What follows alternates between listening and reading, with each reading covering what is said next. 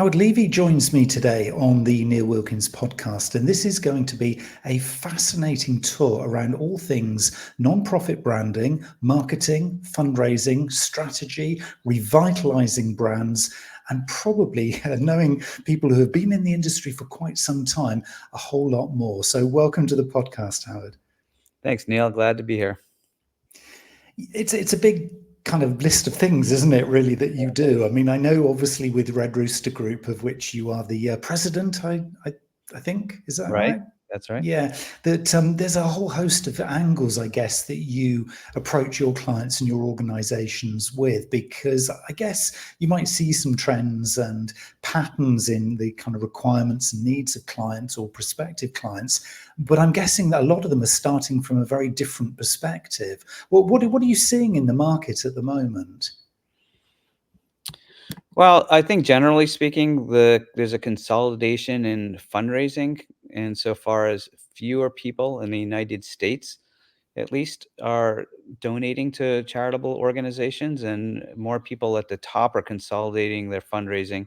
And so there's a wealth gap, there's an inequality gap going, and the wealth accumulating at the top, and so there's a heavy philanthropy at the top of the chain, and um, fewer people are donating overall. So nonprofits have to shift their strategies to address that reality. It's tough times, isn't it? I think, if you look across all different sectors, for profit and not for profit, charities particularly hard hit, I think, in a lot of countries and a lot of sectors.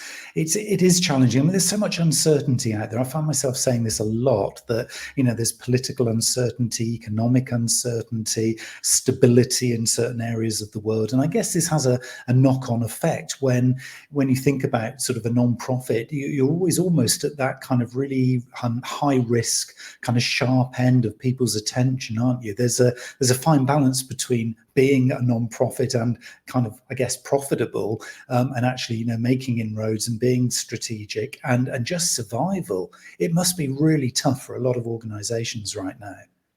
It is, and most of the nonprofits in the United States are smaller, whereas many of the larger organizations that are the well-known brands get a lot of the attention.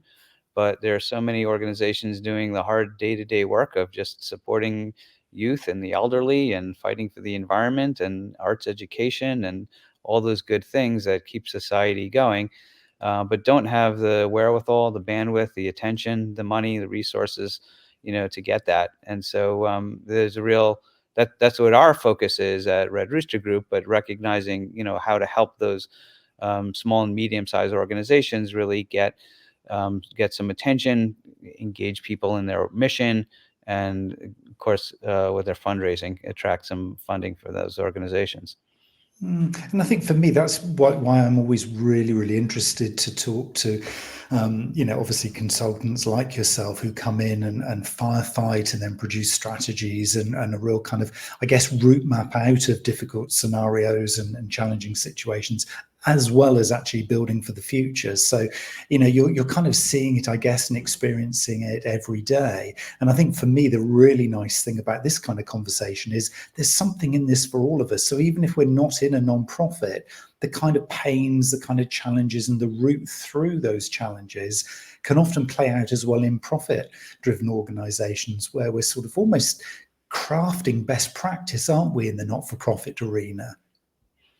It is. I mean, you have to understand, I guess, what's happening in society and be responsive. There's a lot of things happening.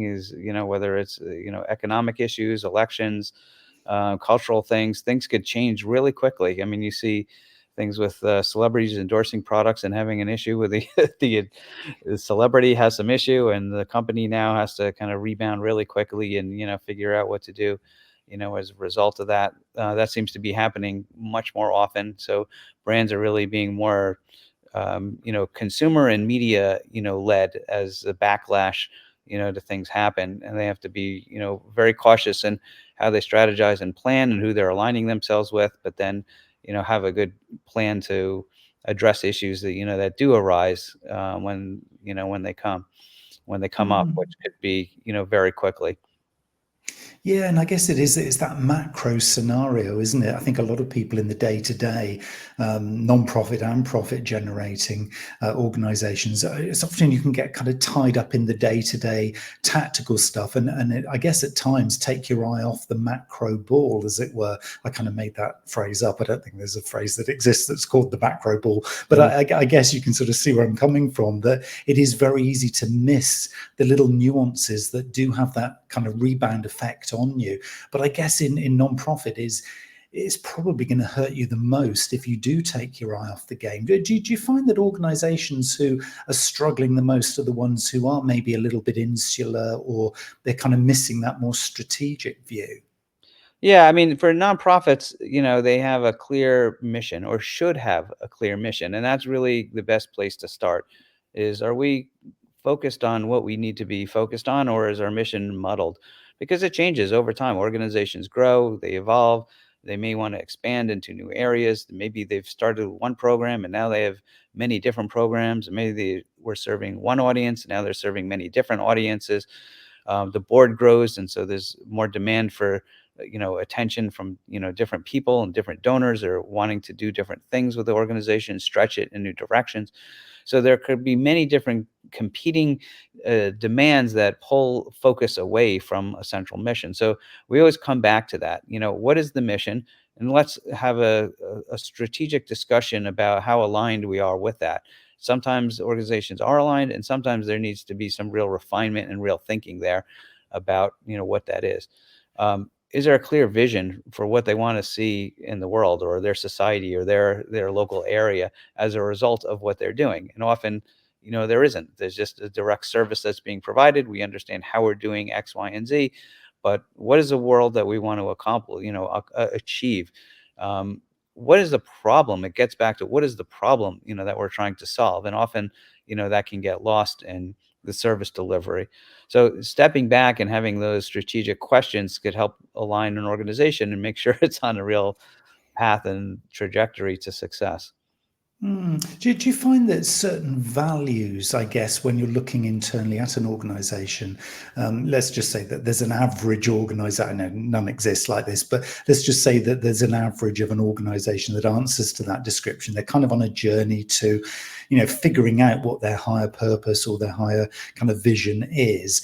Do you find there's a kind of almost a need to understand values first, or do the values come as a result of the vision or the purpose? I'm kind of quite interested to sort of unpick this, because I think for a lot of people, they're curious about this. I hear this a lot, but it is also then this kind of, well, which point do you start from? Do you start from big picture and then figure out the detail, or do you start with the details you've got and then form your big picture? Yeah, right. So, organizations are often at different stages of maturity. You have a younger organization, and then you have one that might be around for 40 years, 50 or 100, even 100 years. We work with one that was 185 years. And so usually there's some founding story. Someone started the organization for a reason. And there's a tone, a temperament, and a culture that is typically created around that founding, originating, ethos. And it could be very different for different organizations. So it's getting back to understand how that culture emerged and how it manifests now, so that you could actually kind of step back and say, what are the values that are holding this place together? Are we, how transparent are we? How fast forward thinking, are we? Are we more driven by the status quo and doing things based on a legacy, or more open to taking risks and and driving things forward? So those cultural markers that form the the culture, and say, like, how could we identify those things, and then how could we, are those things still relevant, and are they useful for us in the next chapter of our lives? As coming in as an outside agency is helpful to be a third eye to see where you can go, and get out of your own way and pave a path forward. And so, like, looking at those different cultural markers to say, what are useful in serving our needs, and which ones need to be challenged and and readdressed or reformulated, in a new way, to the extent possible, Neil, because often Mm. that's going to be a large undertaking. We've found organizations that are this kind of paradigm, if you kind of think of like an individual personality on a continuum. On one side, there's innovators, and you think of like Silicon Valley and the tech startups who want to kind of throw everything out and start again. They're just, total disruptors. Let's challenge every notion that we have about something and just start again. And on the other side, you have kind of status quo industries. You have, lawyers, they're basing law on precedent and what came before. Accountants, they can't make up new rules. You have to go by general accepted accounting principles. Those are two extremes. And there's some middle area there. But just like individuals, these sectors kind of fall into these. And most, I think, nonprofit organizations are falling more into that adapter versus innovator sector. And so there's like slower incremental change, a little less willingness, to open. And so it's about um, leading the organization along to achieve an end goal rather than trying to kind of disrupt everything all at once if they're not open to that. So it's understanding kind of that cultural value system that they have and then working within that in order to advance their mission and the organization. I'm interested in picking up on a word that you've just used there, which was the word chapter, sort of, to the next chapter of their growth or their development. That's a really interesting word, isn't it? Because it kind of implies that there have been multiple chapters, maybe one or two if it's a young business, or as you say, your 185-year-old business, multiple chapters. I mean, there's probably a trilogy, if not more, of kind of a volume of books there rather than just individual chapters. But if they're going through chapters, is that chapter approach a really significant thing, almost to see a journey route map in front of you as an organization, particularly a nonprofit? Because with all this change that you're talking about, it would seem to me to make common sense that things need to be kind of broken down into bite-sized steps, i.e. chapters, because if you put something that's too far out there into the future or something just too big and audacious and ambitious, it almost like nobody's going to believe in it. Whereas if you can do things by chapters, does that make it more palatable for the teams and the staff and the fundraisers? Does it become more kind of almost acceptable and the feeling of achievable, I guess? It's a good point. We would like to think so. We would like to think that this idea of chapters helps organizations to envision where they've been, envision the success that they've had, the evolution and the changes, see that changes are possible, that this mantra of we've always done it this way is not necessarily actually true, that the organization has evolved and grown over time, how that's a good thing, all the accomplishments and positive outcomes that has contributed to. And so putting it in some kind of historical context.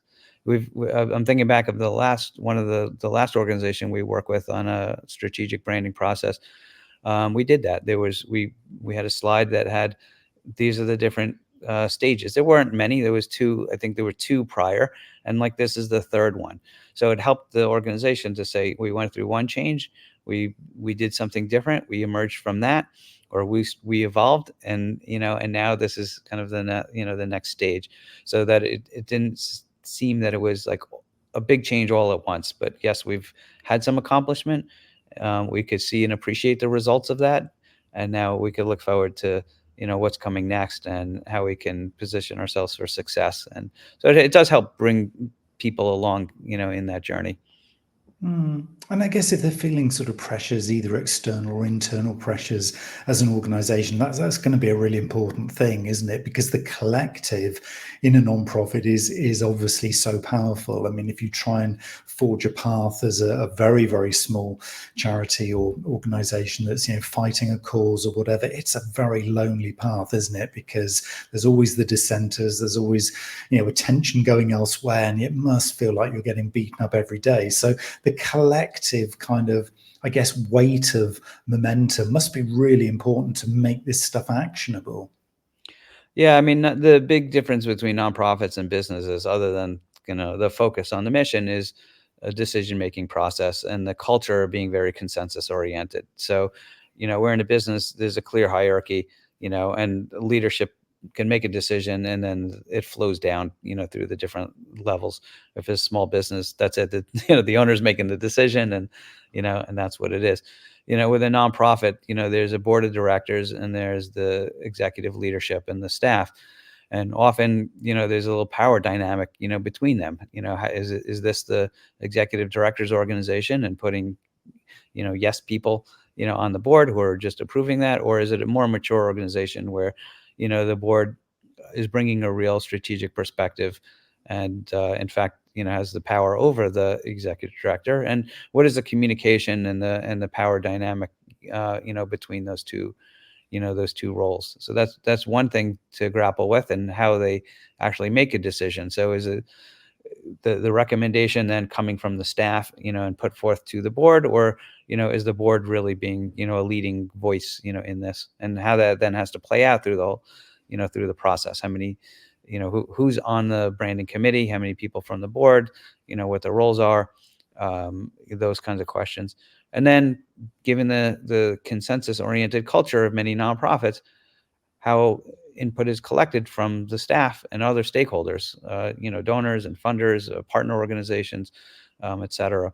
And so that plays a very important role. How do we get information in, and yet not let it derail the process? Because that could happen, very easily when people see everyone has an opinion about something, but not all opinions are informed opinions, or should actually, change the direction. But you need a clear process and way of getting input, whether it's, focus groups, one-on-one interviews, it's surveys, or other means, and understanding the role that input plays. Is it informing, in part of a discovery phase to, provide a perception and other input into the organization, or is it kind of in later stages where you're getting feedback on different ideas, different brand directions, or names of the organization, or other specific deliverables? And you want to be able to have uh, criteria that people can evaluate against, rather than just, what do you think? It's a very open-ended question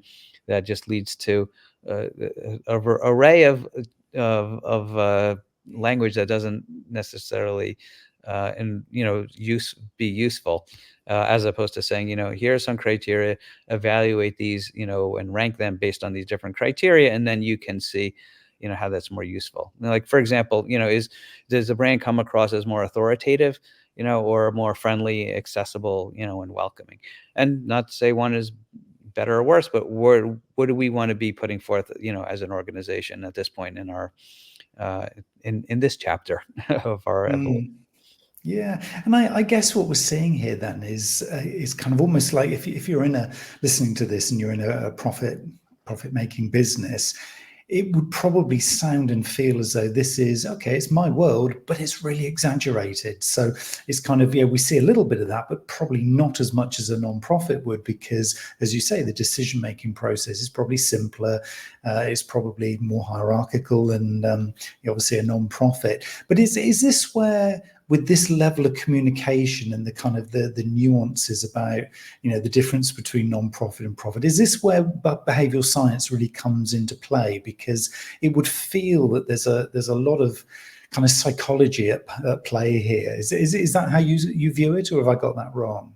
Well, businesses use behavioral psychology all the time. In fact, the larger corporations are expert at this. I mean, they have hundreds of behavioral scientists working for them, working alongside the data analysts to understand how the data is informing consumer decision making, and putting that into play to you know use targeted advertising, to use targeted offers, based on what they think people would be interested in, and kind of use choice architecture to kind of prompt people in a certain direction. I mean, related products, related videos, like Amazon shows, is kind of one of the earliest forms of that, using behavioral science and technology, saying, here's something that we think, based on your previous purchase history, here's something that we think that you'll be interested in, and and presenting that at the opportune time in the decision making or purchasing process, so that it prompts people.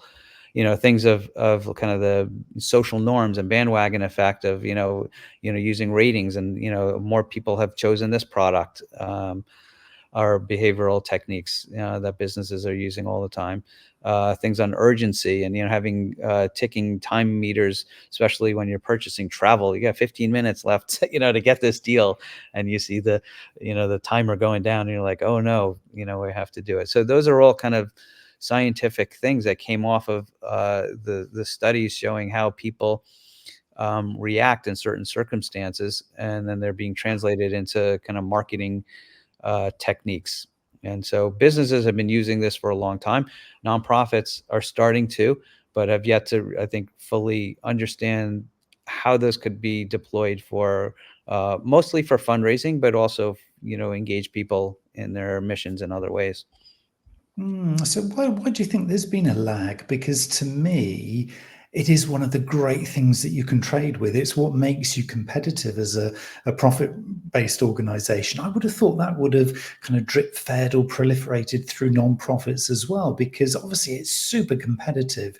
Share of wallet, I think, in charity sector is a phrase that is often, put around. So I don't understand why that would be so missed, I guess, as an opportunity. I just think lack of awareness. I think people in the nonprofit sector typically are not coming out of the business world, are not going through business school, getting MBAs. You see that a little bit more now, but I think typically they're coming in through a different world, and there's a different culture and a different language around that, and so they're not really exposed to those concepts. In fundraising, I think that is more so. And there are wonderful fundraising institutions and training programs that are exposing fundraising staff to some of those concepts. But overall, there's not the same wherewithal and resources and ability to kind of harness some of those things. I mean, certainly could do, small organizations certainly can do a lot of them, but it's not the same thing as looking at what a large credit card company that has millions of data, records, and then millions of data points on their consumers, to use. So it is a bit tougher for organizations who, one, aren't fully aware of those practices, and then two, can't actually fully take advantage of them because they don't have the full capabilities of all the data at hand. But there are tools and resources, to do that, and agencies like ours and others that are, trying to use best practices to help those nonprofits to, improve their fundraising results. So if I'm a non-profit fundraising manager, let's say, so I'm going to role play just for a moment here, and I'm thinking, hey, Howard, you've got my attention. I'm listening now. What? There are tools, there are concepts as you describe them. I'm feeling the pressure. My board of trustees or my directors or whatever are all saying the same thing. Is like, we've got to raise the fundraising level here because we just have to. We're only a small organization, so there's a few of us, so there's a little bit of resource available. But you've just talked about concepts. What concepts do I need to know? Are there kind of like almost like a top 3 or something like that I'd need to have my attention focused towards? Well, we have a methodology where we took, because there's hundreds of these principles, these kind of mental shortcuts or heuristics that have been identified that, Daniel Kahneman, and back, a couple decades ago, developed this book called Thinking Fast and Slow. And the idea was that when you really look at how people think, it's different than what economists had thought. Previously economists think, laws of supply and demand, all things being equal, people are going to, buy the cheapest thing and, do the easiest thing for them. And, the language of economists was really about the systems, as a whole, interest rates and employment rates and those kinds of macro things. But he was not an economist. He was a behavioral psychologist. And so he studied the human mind and how the human mind worked. And he saw that it was not rational. Shouldn't be surprising to anyone that we're not rational. But economists are kind of basing that on the fact that people kind of would be able to measure things and come out with a value that was that was kind of rational. But he saw that the brain works in 2 different ways: a fast and slow way, essentially system 1, system 2. So if I said, what's 1 plus 1, it's easy for you to say 2.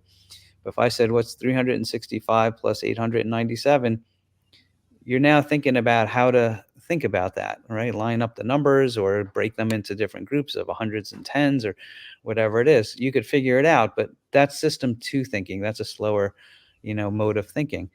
And so for a nonprofit to understand, that people think in those two different ways is important, because I think often they don't, and they'll put too much information.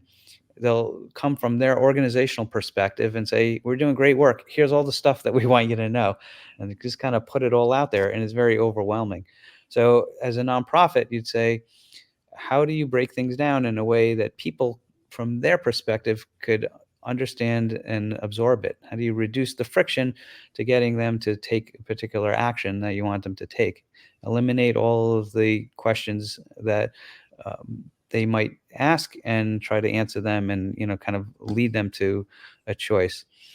And so there's dozens of these principles, and we broke them into this 6-step methodology. And the first one is understanding your audience. And then there's crafting your message that relates to how you understand your audience. And then there's crafting your offer. That's kind of in fundraising. How much are you asking for? Determining the delivery, who's sending the message, and what medium. And then there's two others. So to kind of give some specific examples, which I think is what you're asking for, is on the first step is understanding your audience. I think often, particularly small organizations, don't really make much attempt to understand their audience. It's like, here's what we do. We're saving the dogs or the cats. Let's put out an email with the cute dogs and the cats, and and people will have some affinity for that. If you could understand, even at a simple level, who's the dog lover versus who's the cat lover, you're going to have a better result. So this concept of self connection. So if you said you went to University of Oxford, for example, like, I went there too. What year were you? And do you remember this professor? Now we're kind of off and running, on a shared connection, that we have.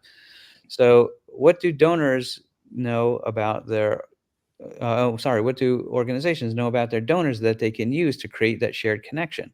Did they grow up, in the same town as where they're providing the services? Anything that could provide a shared connection, they can use. So the easiest thing, like the segmenting the dog and cat lovers, that's one thing. Um, do they have a shared value system around the why animals are important? Do they anything that can provide any kind of connection, they can use, and then you can use that in a case study, and you could use it in a language that's reflective of that person's values. Social service organizations, for example, if your audience is a parent, you can use that in your letter. So not just to say, Janie needs help, but you say, as a parent, you would understand how important it is, for Janie, to be in a loving and stable environment so that she can have the support that she needs to grow. So that's a very different thing than just saying, help Janie out. You're connecting now to the person's sensibility as a parent, and, their role and identity, as that, and using that to forge the bond with your organization, and motivate them to act to support it. If they were a business person, though, you might say, how important it is for self-sufficiency, and to,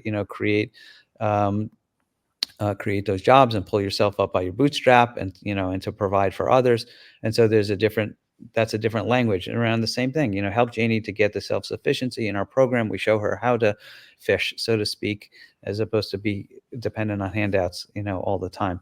So the same story you can frame, in different ways based on your understanding of the audience. So that's like the self-connection principle that I think many organizations can take advantage of, with a little bit of research on who their audience is. It's really powerful stuff, isn't it? It just feels that it's kind of almost pure. If I use the word marketing in its, or marketing communications in its general sense, this is pure marketing communications, really paying attention to the audience, whether you call them a customer or a donor.